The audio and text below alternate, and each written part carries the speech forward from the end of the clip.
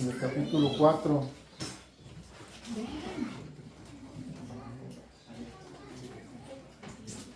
Vamos a leer del 1 al 6. Estamos analizando la carta a los Corintios.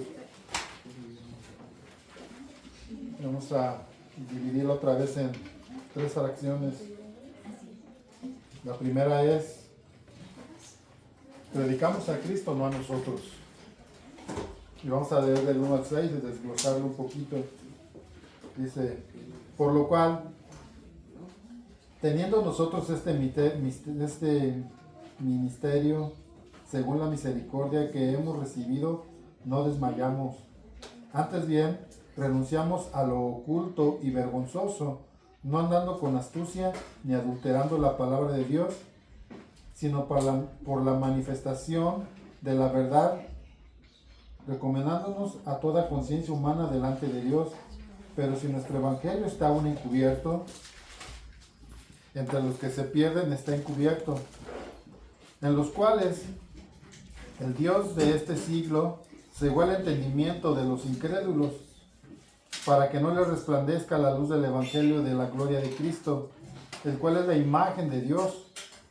Porque no nos predicamos a nosotros, sino a Jesucristo como Señor, y a nosotros como vuestros siervos por amor de Jesús.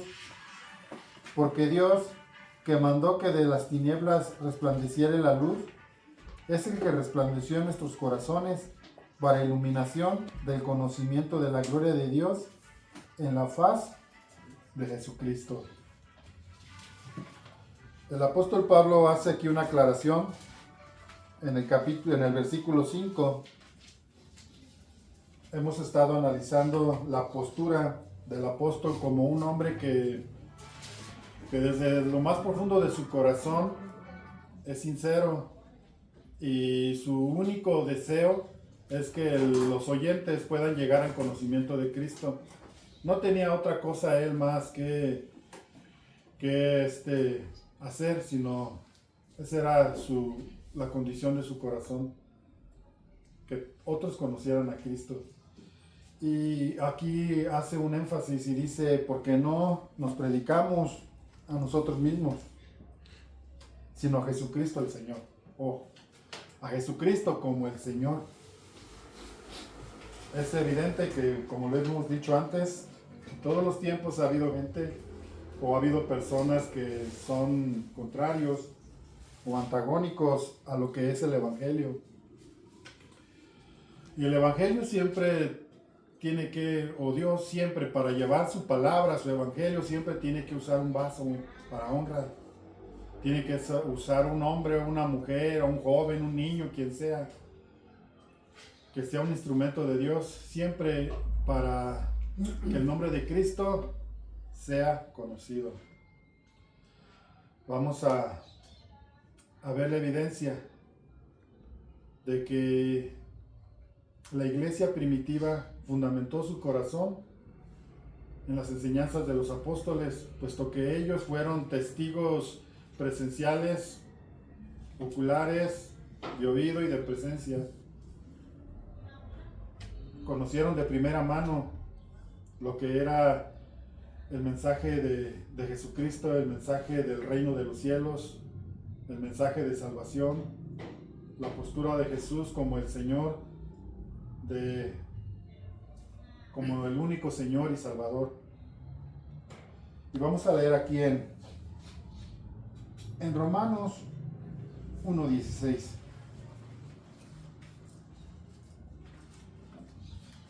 Ellos proclamaban una palabra que estaba firmemente sustentada en el nombre de Cristo.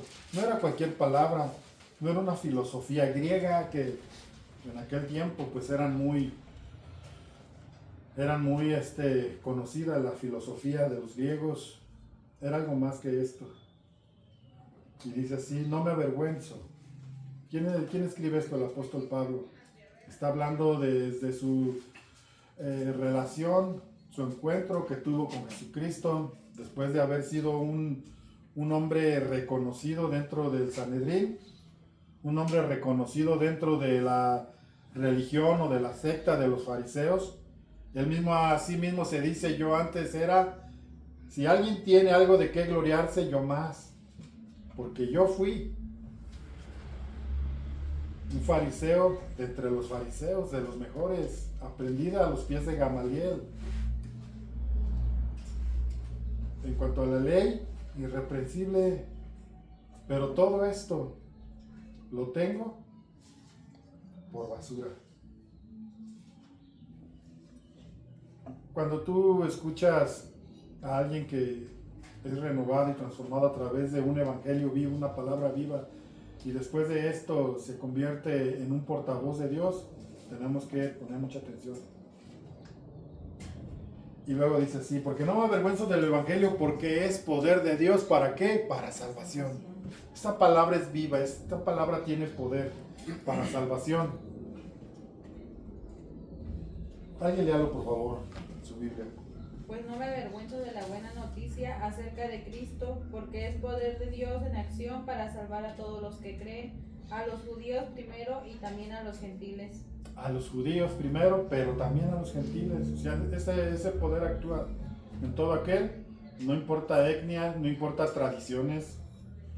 A veces hay etnias que están muy profundizadas en sus tradiciones, en sus enseñanzas ancestrales y están metidas profundamente en sus costumbres, en su cultura, pero esta palabra trasciende más que eso.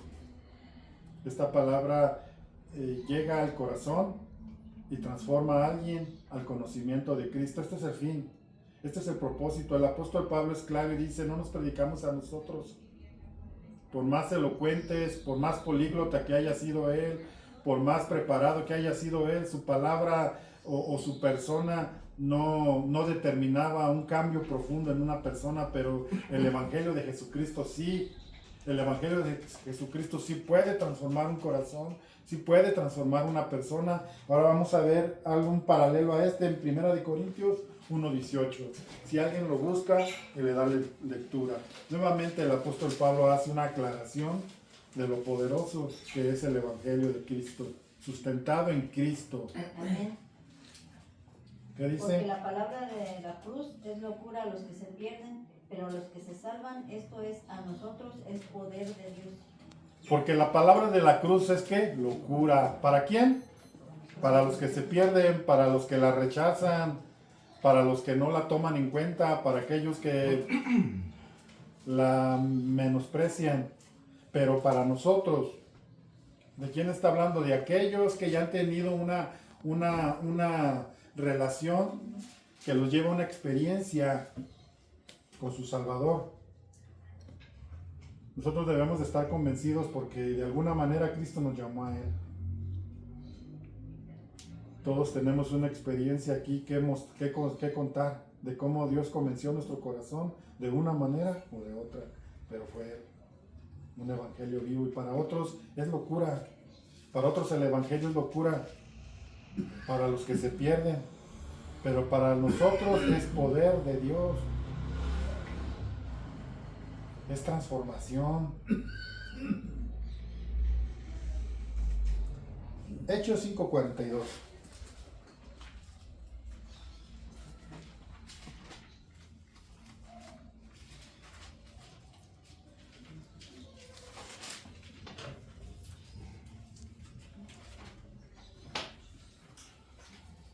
Vamos a ver cómo es evidente que la iglesia primitiva no predicaba, no se predicaba a sí mismo. No había santos, no tenían en un pedestal al hombre, aunque fuese un hombre dedicado o consagrado a Dios, no era el hombre, era el nombre en el que ellos predicaban. Hoy en día diferentes sectas lo podemos ver en la luz del mundo. Es impresionante cómo esa influencia demoníaca pudo haber cauterizado el corazón, pudo haber, ahorita vamos a ver este otro enseñanza que nos da estos pasajes. Vemos cómo el Dios de este siglo, cómo cegó el corazón y el entendimiento de estas personas para que pudiesen aceptar a esos hombres líderes de esa secta, a los Nazón, se apellidaban Nazón, cómo manipularon y cómo los tenían en una eminencia tan grande que les tenían un trono.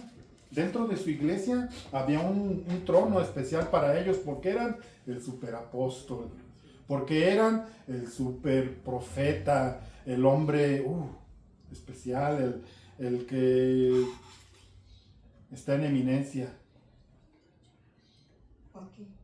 Joaquín se llama, sí. Bueno, ha habido tres generaciones de hombres que usurparon. Y dice así, Hechos 5:42. Y cada día en el templo y casa en casa seguían enseñando y predicando sin cesar. Y Jesús es el Mesías. Está hablando de los apóstoles que fueron, que se maravillaban o a ver, ¿cómo podría decirlo? Les daba alegría haber sufrido por el nombre de Cristo. Y eso no los cayó.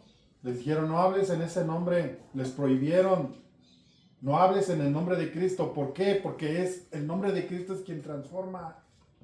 El evangelio de Cristo es el que hace la diferencia. Y ellos lo podían entender. Por eso querían callarlos, que no hablaran en su nombre. Pueden hablar ustedes lo que ustedes quieran, omitan ese nombre.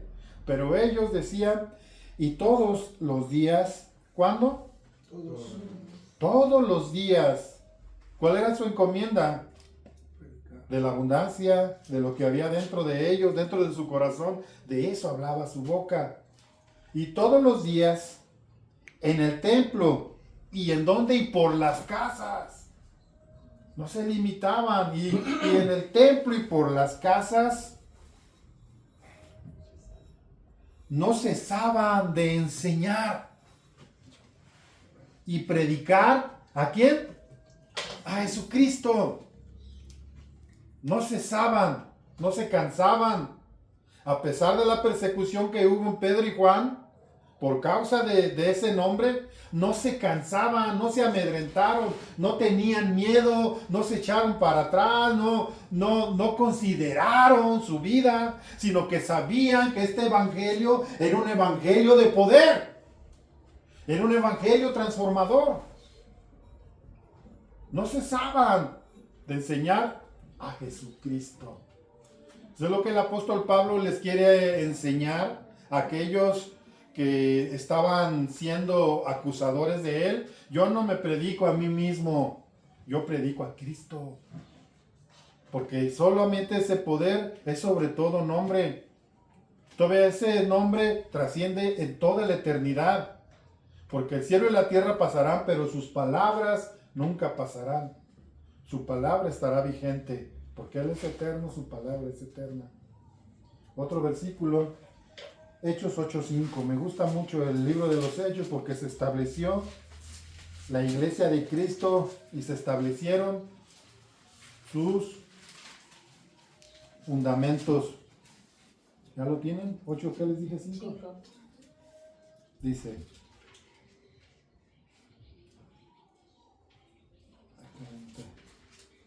Vamos a leer desde 4. Pero los que fueron esparcidos iban por todas partes anunciando ¿qué? El evangelio.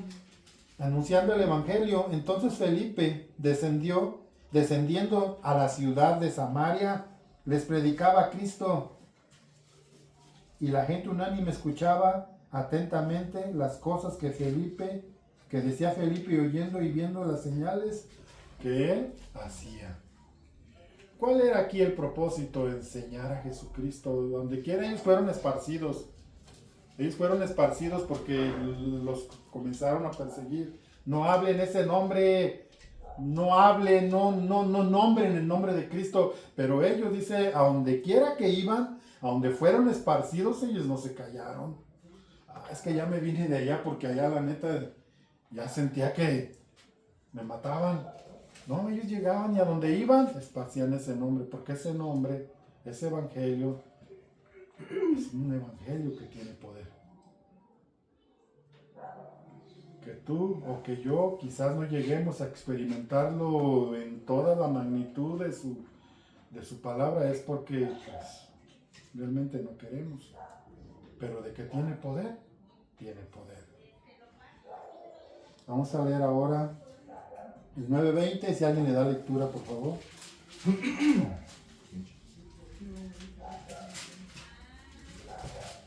Hechos 9:20. Enseguida predicaba a Cristo en las sinagogas, diciendo que este era el Hijo de Dios. ¿Quién predicaba en las sinagogas? Saulo. Fíjense, las sinagogas eran lugares donde se expresaba y se enseñaba la ley de Moisés. Él no tuvo miedo. Él no dijo, espérate, es que las sinagogas son exclusivas para enseñar la ley de Moisés. Él no. Él se metía a las sinagogas y dentro de las sinagogas, ¿qué hacía? Proclamaba, enseñaba, predicaba a Cristo. Había una gran confianza en lo que hacían, porque confiaban en aquel que los llamó. Y ahora vamos a otro punto. Anteriormente, en el capítulo anterior, en el 3, hablábamos acerca de que los judíos, aun cuando se les predicaba Moisés, que tenían una venda en sus ojos, estaban cegados. El orgullo nacionalista, el orgullo étnico los llevaba a sentirse diferentes. No. ¿Qué te pasa, Jesús? Nosotros no somos nacidos de esclavitud. Nosotros tenemos un padre, tenemos una descendencia en la carne, en lo físico, y somos descendientes de Abraham. Jesús les dice, yo sé que ustedes étnicamente descienden de Abraham, pero mi palabra no haya cabida en ti. Mi nombre no haya cabida en tu corazón. Y la diferencia no está en que seas judío o no.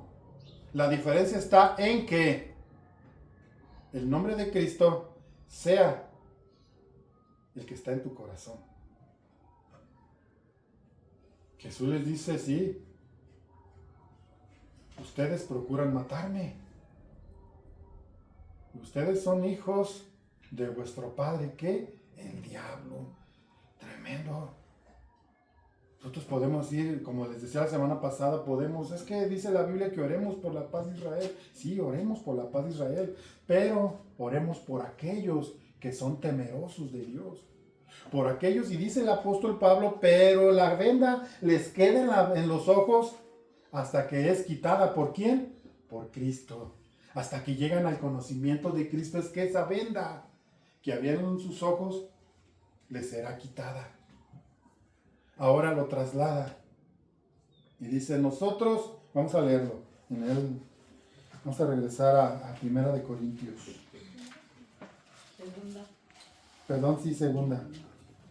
Segunda de Corintios 4:4.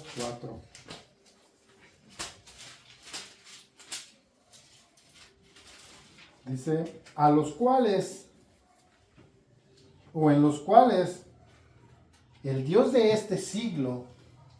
¿Qué hizo el Dios de este siglo? Hay gente que tiene antepone un orgullo espiritual, por decirlo de alguna manera, para definir su religión. Es que yo tengo mi religión. Y es que mi religión, esta me la heredaron mis padres. Esta religión viene desde allá, pero no está hablando de que tengas una religión, está hablando de que seas libre. Sea una religión como tal no te hace libre. Porque porque una religión siempre va a anteponer su doctrina. Y cuando anteponen su doctrina ya no es Cristo, ya te estás predicando a ti mismo. Estás predicando tu concepto de lo que tú adoptaste, de lo que tú crees, de lo que tú quieres que los demás enseñen o aprendan. Todas las religiones, y hablamos más de la tradicional, de la Iglesia de Roma, la Iglesia de Roma está hablando, se está predicando a sí misma. No está predicando a Cristo. Porque si estuviera predicando a Cristo, verdaderamente habría frutos de que están en Él. Y esto lo hablo en general, aún en la iglesia cristiana. Y dice, en los cuales el Dios de este siglo cegó el entendimiento de ¿quién? De los incrédulos. ¿Cuál es el fin? ¿Cuál es el propósito? Los judíos no aceptaban el nombre de Cristo. En los judíos no hallaba cabida la palabra de Cristo. ¿De dónde viene este plan? ¿O de dónde proviene esta forma o esta manera de operar? Viene del diablo, el Dios de este siglo. ¿Quién es el Dios de este siglo? El Dios de este mundo. Cuando habla de este siglo, está haciendo alusivo a este mundo. El Dios de este mundo, el Dios de este siglo, cegó el entendimiento de los incrédulos. ¿Para qué? Pues para que no conozcan el nombre que es sobre todo nombre. Para que no reconozcan el poder y la autoridad que tiene el Evangelio. Ese es el fin, ese es el propósito. Que no conozcan. ¿Por qué les digo esto? Yo estaba platicando hace unos días con una persona y él me decía que para él, el Dios al quien se refería que era Dios, y podría, si lo analizamos de una manera exhaustiva, podría pensarse así, pero cuando habla del Dios de este siglo está hablando por el contexto que hemos estado viendo, porque estamos viendo que los judíos tenían una venda en los ojos que era causada por su orgullo, y el orgullo es una obra del diablo. Todo aquel que es orgulloso, todo aquel que es soberbio, todo aquel que es vanaglorioso, es la semilla del diablo. Eso no proviene de Dios. De Dios proviene la humildad, de Dios proviene la mansedumbre, de Dios proviene todo esto. Y el orgullo y la vanidad proviene del diablo. Acuérdense que el diablo se ensoberbeció y dijo, seré igual a Dios. Y esta es la raíz, y esta es la semilla que el diablo siembra. ¿Cuál fue la semilla que sembró a Adán y en Eva? Seréis como Dios. Seremos como Dios. No, sino que sabe Dios que el día que coman de este árbol serán como Dios. Y esa es la semilla del diablo, la soberbia. Seré igual a Dios, me sentaré en el trono de Dios. Quiso usurpar el lugar de Dios, el trono de Dios. Y en la tierra tiene su trono. El Dios de este siglo cegó el entendimiento de los incrédulos. Hay un pasaje que Jesús nos enseña en Mateo, déjenme ver. Mateo 13, 9, alguien léalo por favor.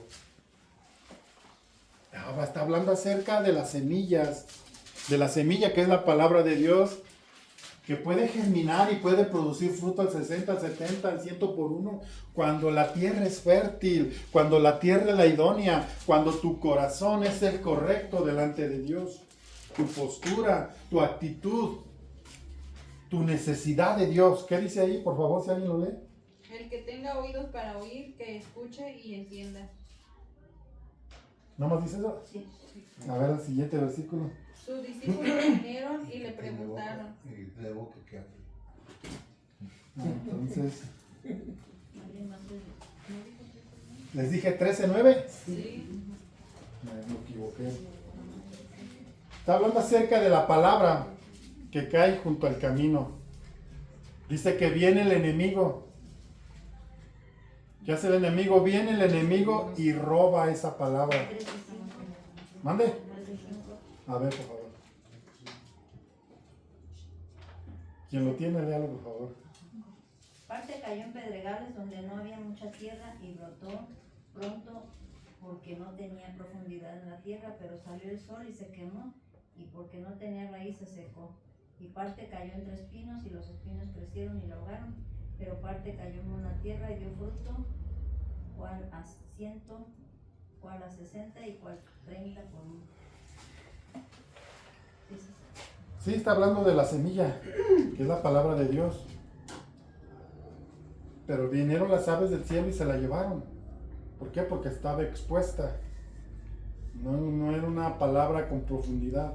Y no, el problema no era la palabra.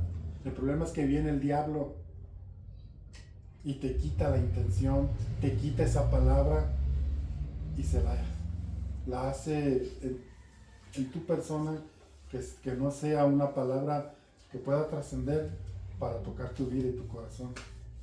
Que pueda trascender para que llegues a una profundidad del conocimiento de Cristo. Eso hace el diablo, roba la palabra de este tipo de personas que son incrédulas. Vamos a leer 1 Timoteo 2:3. Vamos a ver cuál es la postura. ¿Por qué te digo que es el Dios de este siglo? Se refiere aquí al diablo. Primero ya vimos que es capaz de robar la palabra de tu corazón. No va a dejar que dé su fruto. Si alguien lo tiene, por favor.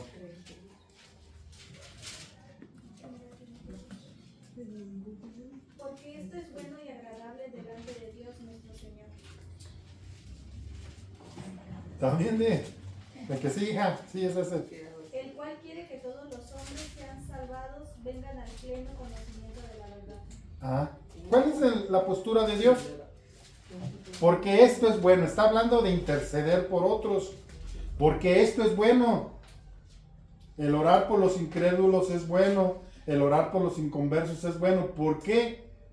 ¿Cuál es la postura de Dios? Porque Dios quiere que todos lleguen ¿al qué? Al conocimiento. ¿Al conocimiento de qué? De la verdad. ¿Quién es la verdad? Que vengan al conocimiento de Jesús. Esa es la postura de Dios. Pero el diablo viene y roba la palabra. Porque la condición del corazón no es correcta. Por eso es que mucha gente piensa que el ir a la iglesia, que el orar, que el buscar en Cristo, que el tener una vida en una búsqueda de Dios no tiene sentido. ¿Por qué? Pues porque no tiene esa consistencia. Porque viene el diablo y rápido le pone duda. Viene el diablo y rápido ahoga esa palabra. Viene el diablo y rápido te hace sentir que tú no vas a poder o que eso no es para ti. Pero hay la palabra en sí es poder y autoridad. Que cuando germina y cae en buena tierra produce el fruto al 60 y al 70 por uno, al 100 por uno. Esa es la palabra de Cristo. Vamos a leer otro versículo ahí, Efesios 2:2.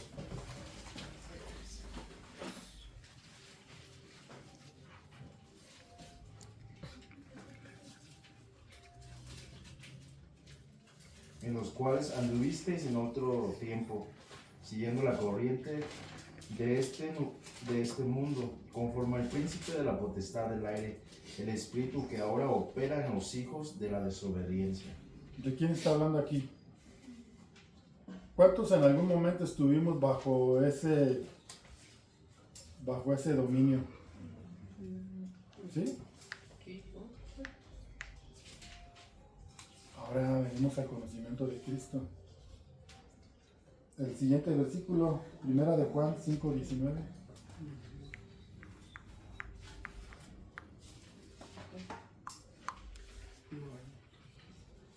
¿Nadie lo tiene?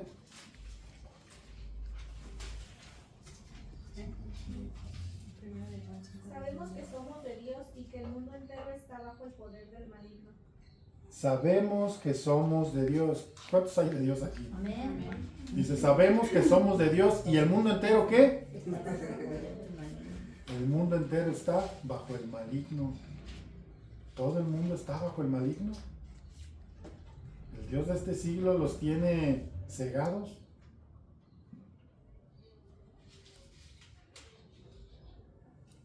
Bueno, ahora vamos a leer del 7 al 12.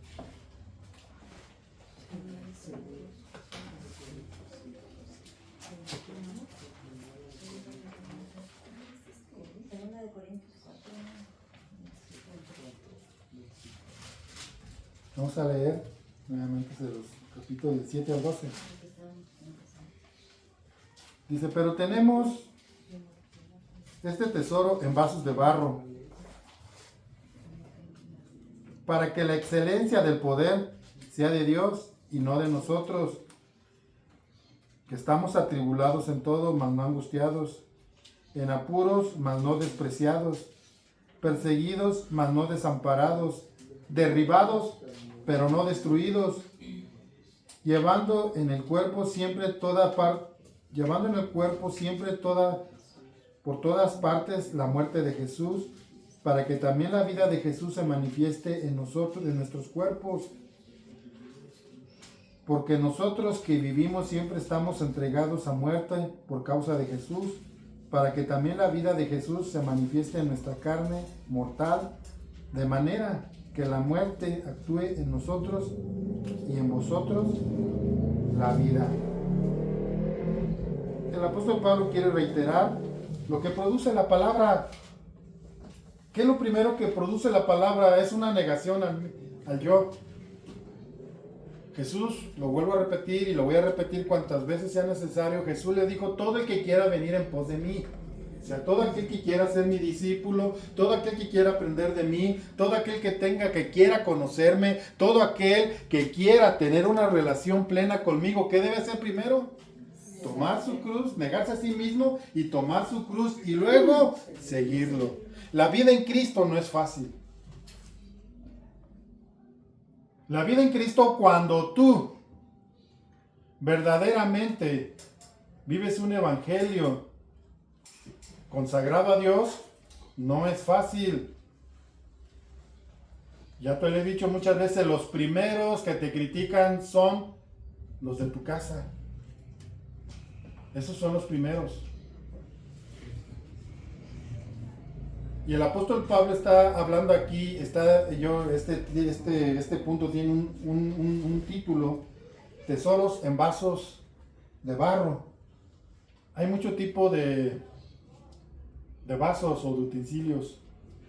Hay de oro, hay de bronce. ¿De qué más? Plata. De plata. Estos son vasos, digamos, de lujo o de mucha honra. Pero ¿por qué habla y nos dice que nosotros tenemos? Porque nosotros tenemos, pero tenemos este tesoro en vasos de barro, para que la excelencia sea de Dios y no de nosotros. Miren, estaba en alguna, ¿cómo se llama? Se me fue la palabra. En un comentario bíblico que estuve analizando un poquito, estaba viendo por qué el apóstol Pablo hace alusión a un vaso de barro. Pudo haber dicho cualquier otro vaso, pero él habla del barro. Para empezar, el barro es nuestra materia prima, es con lo que fuimos creados, del barro. Dios dice que la palabra que agarró el barro y formó al hombre y le dio aliento de vida y lo hizo un ser viviente. Científicamente nosotros tenemos muchos elementos que tiene la tierra. Tenemos elementos químicos que tiene la tierra porque venimos de la tierra. Nuestro cuerpo fue hecho del barro. Y el apóstol Pablo retoma esto para darnos una enseñanza. El barro es, aparte de que es un elemento o la materia prima con la que fuimos hechos, también tiene un simbolismo. El barro era utilizado para guardar cosas de valor. Usted se da cuenta cuando encuentran un tesoro, ¿en qué está? En barro. Cuando usted se lee y se da cuenta de los hallazgos en las cuevas del Mar Muerto de Qumran, se da cuenta que todos los pergaminos, que todo lo que había dentro de esas vasijas que eran barro, se conservaron. El barro es un agente de conservación. Y dice que nosotros tenemos este tesoro en vasos de barro. Dos cosas interesantes. El barro era un utensilio de más bajo valor. Era lo que no valía nada. Pero lo que está dentro, o lo que vertían ahí, era lo que le daba el valor. Y el apóstol Pablo quiere enseñarnos esto. Nosotros somos simples, nosotros somos nada. Por más políglota que haya sido el apóstol Pablo, o por más preparado que estés, o por más sabio que seas, o por más alcurnia que tengas, sin Cristo no somos nada. Sin Cristo somos nada. Quien le da un valor agregado a tu vida, un valor grande a tu vida es Cristo. Cuando nosotros somos portadores de Él. Y cuando nosotros somos portadores de Cristo, no estamos exentos de pasar las persecuciones que Él pasó. El apóstol Pablo, por causa de Cristo, fue apedreado en Listra. Al grado de que fue apedreado y no fue unas 2, 3 piedras para nada más causarle un daño superficial. No, la intención era matarlo, porque quedó como muerto. Y dice que los hermanos de ese lugar, de Listra, vinieron y lo rodearon y comenzaron a orar. Y de una manera milagrosa el Señor lo levantó de la muerte. Esto es lo que sucede cuando nosotros verdaderamente somos portadores de algo que nos hace diferentes. Tenemos este tesoro en vasos de barro. No dice, ay, ustedes son vasos de oro, de plata. No, ustedes son insignificantes. Pero lo que te hace tener un valor incalculable es lo que está en ti. La calidad de persona que eres.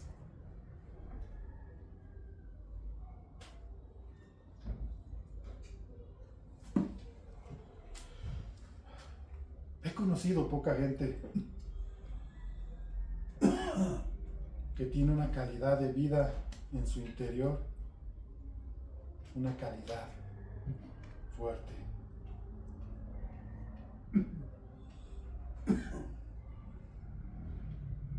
Jesús nos lo enseñó y nos dijo, venid a mí los que estén cargados y cansados. ¿Por qué? Porque yo te voy a hacer descansar. No dijo porque la religión te hará descansar. ¿O sí? Venid a mí todos los que estén cargados y cansados, porque yo los haré descansar. Pero aprendan de mí. Esta es su postura, es la evidencia de que eres un vaso de honra para Cristo, que eres un portador de un tesoro incalculable, que es Cristo.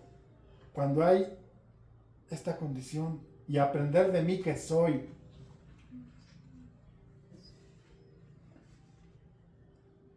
Jesús dijo de sí mismo, yo soy manso y humilde de corazón. Aprende esto de mí. Esto hace diferencia.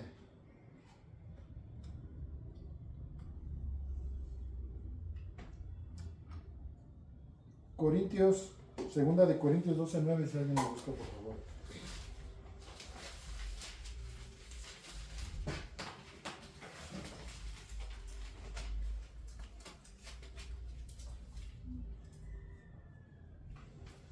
Cada vez Él me dijo, mi gracia es todo lo que necesitas, mi poder actúa mejor en la debilidad.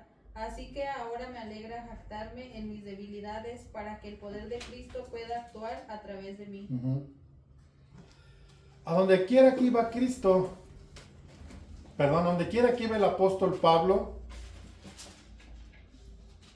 a ver, cuando tú estás enfermo de alguna enfermedad, cual sea, no dejes la enfermedad en tu casa y te sales a la calle, ¿verdad? ¿Por qué? Porque es parte tuya, o sea, ahí está dentro de ti. Es una enfermedad, pongo este ejemplo para enseñar o para tratar de que podamos comprender lo que el apóstol Pablo está diciendo aquí. Él a donde quiera que iba revestido ¿de quién? De Cristo. Iba revestido de un hombre nuevo, de Cristo. El único que te puede dar esa calidad de vida es Cristo en ti. Y el apóstol Pablo dice que bástate mi gracia. Porque mi Poder, ¿en qué se perfecciona? En que tú reconozcas que eres débil. O sea, Dios ve nuestra fragilidad. El vaso de barro es frágil, se rompe fácil. Pero mira qué gran poder de conservación tiene Dios para aquellos que en Él confían. Que aunque seas frágil, aunque seas algo que te puede romper fácilmente, cualquier hombre puede venir y puede agarrar un vaso de barro y tronarlo de un golpe. Pero cuando tú reconoces que no eres tú, no es por ti, sino es a causa de Él, tu poder se va a perfeccionar en su poder, se va a perfeccionar en tu debilidad. Dios tiene ese poder para preservarnos. Mira la preservación que hubo en Caleb. Alguien que confió en Dios, mientras otros decían no vamos a poder, son gigantes, es una tierra donde hay ciudades fortificadas. Mientras él estaba confiando, mientras aquellos veían lo negativo, él y Josué decían no teman, nuestro Dios es más grande. Aquí está la diferencia. Dios le promete a Caleb que le daría cierta tierra por heredad. Y cuando viene Josué le dice, ya es tiempo de que Dios te dé tu tierra.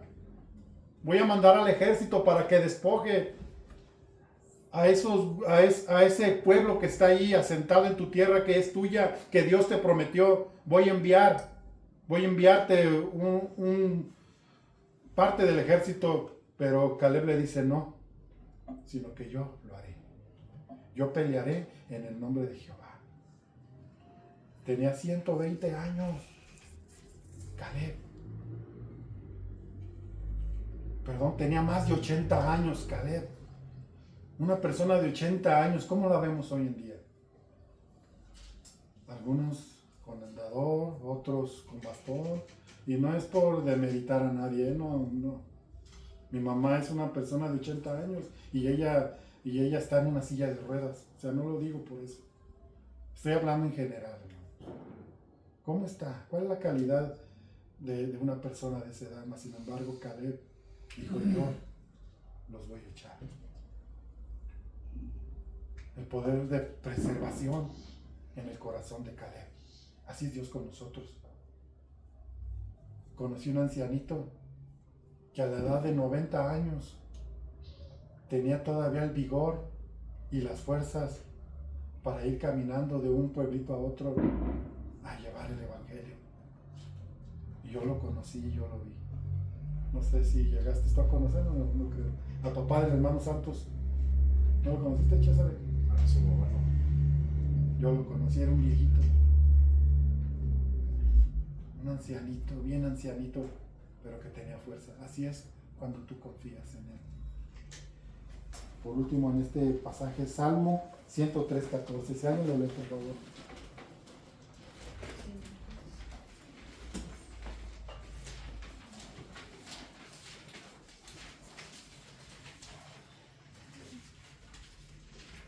Pues Él sabe lo débiles que somos, se acuerda de que somos tan solo polvo. ¿Quién se acuerda de eso? ¿Quién sabe nuestra condición, Dios? Dios. ¿Qué dice ahí? Él sabe que somos, ¿qué? Débiles. Somos débiles. Incapaces de por nosotros mismos trascender esta vida. Pero cuando Él está ahí, podemos trascender esta vida a la vida venidera. Otro versículo y lo dejamos. Filipenses 4:13, ya se lo saben. Todo lo puedo en quién? En Cristo que me fortalece. Todo lo puedo en Cristo que me fortalece. ¿De qué está hablando el apóstol Pablo? De soportar la adversidad. De eso está hablando. De soportar la adversidad que nos viene por el nombre de Cristo. Todo lo puedo en Cristo. Otra versión dice, todo lo soporto en Cristo. Que sería una palabra también muy correcta ahí. Todo lo soporto en Cristo. ¿Que qué? Que me fortalece. Todo lo soporto en Cristo que me fortalece. Ahora vamos a leer del 13 al 18.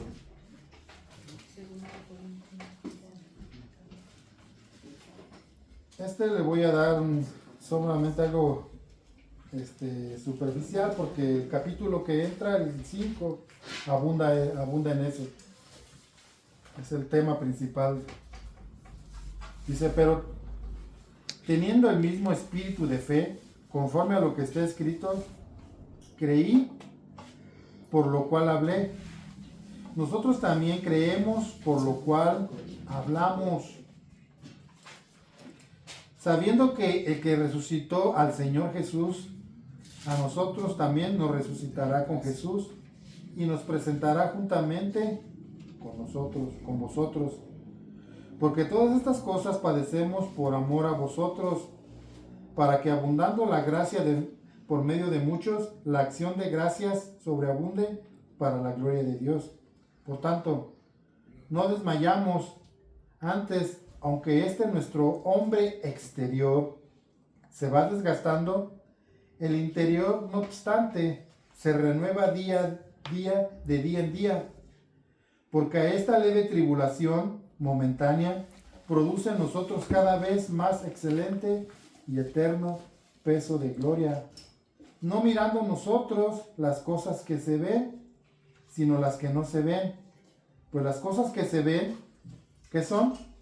Temporales. Pero las que no se ven son eternas.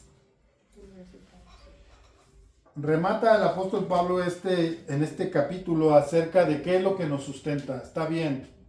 Somos vasos frágiles, vasos de barro, vasos que a los ojos de los demás son de más bajo perfil. Son de lo más chafilla, por decirlo. Pero nos dice que lo que nos hace diferentes es el tesoro que está dentro, o lo que guardan, o lo que poseen. Eso es lo que hace diferente al vaso. Ahora el apóstol Pablo nos enseña que nosotros debemos de comenzar una carrera en Cristo y terminarla de la misma manera que la terminamos, porque lo único que nos sustenta es la fe, que Dios nos dio una esperanza viva. Yo cuando llegué a Cristo, yo me preocupaba mucho esto. Para mí esto era una preocupación de, ya empecé, pero ¿cómo le voy a hacer? ¿Qué va a pasar? ¿Estaré de pie aquí? ¿Permaneceré en esto? Esta era una preocupación que yo tenía. Pero acuérdense que el Evangelio es por fe y para fe. El mismo Evangelio sustenta tu fe. ¿En qué sustenta tu fe? En lo que conoces de Dios. Ahí está sustentada tu fe.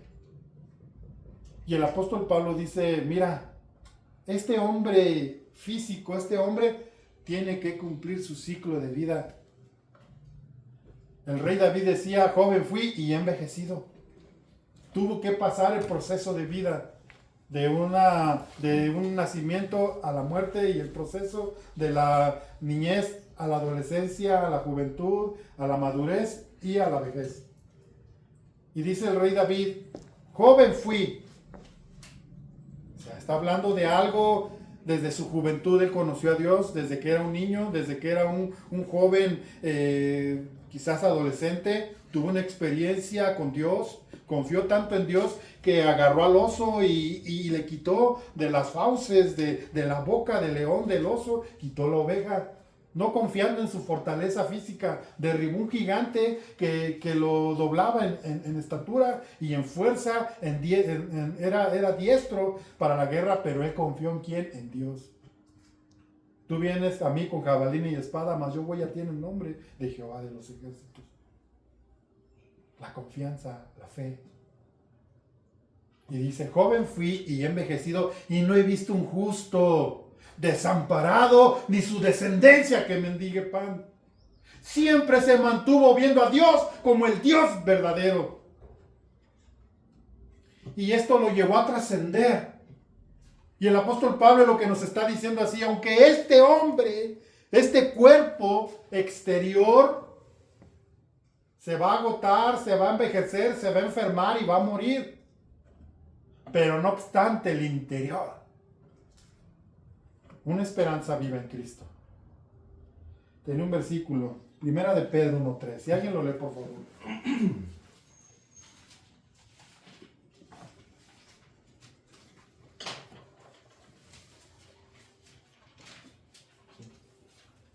Que toda la alabanza sea para Dios, el Padre de nuestro Señor Jesucristo. Es por su gran misericordia que hemos nacido de nuevo, porque Dios levantó a Jesucristo de los muertos. Ahora vivimos con gran expectación. ¿Cuál es la expectación que tenemos nosotros de vida? Que si Dios levantó a Jesucristo de entre los muertos, nosotros tenemos una esperanza, porque Cristo está vivo. No confiamos en un Dios muerto. No confiamos en un Cristo crucificado que se quedó ahí, no. Confiamos en aquel que está a la diestra del Padre y aquel que intercede por nosotros. Aquel que todavía tiene cuidado de ti, aquel que cuando tú vas con tu fraqueza, con tu fragilidad y le dices, Señor, fortaléceme en esto, no puedo. Él te dice, allí estoy yo. Él preservará tu vida. Y aunque seas viejo, vas a tener esa experiencia de haber prevalecido en esa esperanza viva que es una fe no fingida en Cristo. ¿Por qué muchas veces adolecemos de tantas cosas aún siendo ya viejos en el Evangelio? Porque no hemos tenido esa confianza y no hemos dejado caer nuestro corazón en las manos de Cristo. No le hemos confiado nuestra vida a Él. Una vez vi una ilustración que me gustó mucho. Se estaba quemando una casa y estaba un niño de 2 años en la parte alta y estaba en un balcón y no hallaba qué hacer, no veía nada hacia abajo, era humo y él estaba luchando por su vida, aunque era un niño. Su papá desesperado abajo le gritaba, hijo, déjate caer.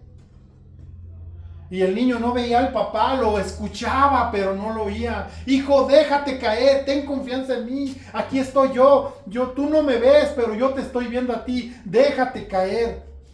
Y el niño confió en la voz y en la palabra de su padre y se dejó caer. Y el papá lo recibió en los brazos. Así está Dios con nosotros. Amén. Aunque nosotros no lo vemos y aunque estamos y el humo nos está y estamos en esa desesperación, pero Él te dice, déjate caer. Yo estoy aquí, esto es lo que nos preserva, esto es lo que está diciendo el apóstol Pablo, no mirando las cosas que se ven, porque todo lo que tú ves es finito. Todo esto un día se va a acabar, tu riqueza, tu elocuencia, tus cosas materiales, tus cosas, todo lo que tengas de esta vida se va a terminar, porque eso no trasciende a lo venidero. Por eso el apóstol Pablo nos dice, mira, no veas las cosas que se ven, porque si tú te quedas en las cosas que se ven, te vas a quedar plantado. Pero si tú ves, pones tu mirada en lo que no se ve, porque eso es eterno, eso es lo que trasciende. Con esto termina este versículo y vamos a leer Primera de Juan 2:12.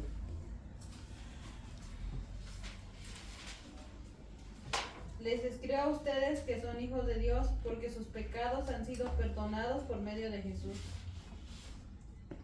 Primera de Juan 2:12. Sí. A ver otra vez. Les escribo a ustedes que son hijos de Dios, porque sus pecados han sido perdonados por medio de Jesús. ¿De quién somos? ¿Somos de nosotros mismos? ¿De lo que vemos? ¿De lo que he logrado hacer en esta vida? ¿O es mi profesión? ¿De quién somos? ¿De quién somos? ¿De quién eres? Jesús. Si eres de Cristo, Él tendrá cuidado de ti. Aunque pases en valle de sombra de muerte, no temeré mal alguno, porque después estarás conmigo. Tu vara y tu cayado me infundirán aliento. Los que son de Él confían en Él. No ven otra cosa más que a Él. Y por último, Jeremías 29:11. Si alguien le da lectura, por favor.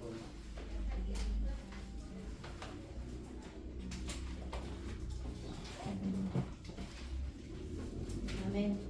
¿Qué Porque dice? yo sé los pensamientos que tengo acerca de vosotros, dice Jehová, pensamientos de paz y no de mal, para daros el fin que esperáis. A ver, aquí está Dios como el arquitecto, como el único sabio y soberano Dios que conoce todo, que conoce tu fragilidad, que conoce que eres quizá de esas personas como yo, que tienen que pedir señal a Dios antes de dar un paso, porque no tenemos la super fe. Lo que sí tenemos es la esperanza en Él. Porque los planes o los pensamientos que tengo para ti, Dios ya lo tiene forjado. Dios ya tiene un plan, un pensamiento para ti, y su pensamiento es no dejarte. Su pensamiento no es abandonarte, no es dejarte a la deriva. No es que, ay, bueno, hoy estás aquí, mañana ya no estoy contigo, no. Él está hablando de alguien que prevalece. Yo tengo planes de bien para ti, pensamientos de bien y no de mal. Eso es lo que Dios tiene para ti, para mí. Por eso el apóstol Pablo tenía esa encomienda muy profunda. Todo lo que yo vivo, aunque esté atribulado, pero no destruido, aunque esté tirado en el piso, pero ahí estás tú. Yo he visto mucha gente en el piso, pero he visto la mano de Dios en ellos también.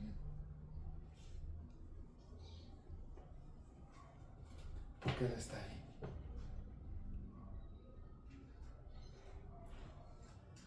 Cierren sus ojos, vamos a orar.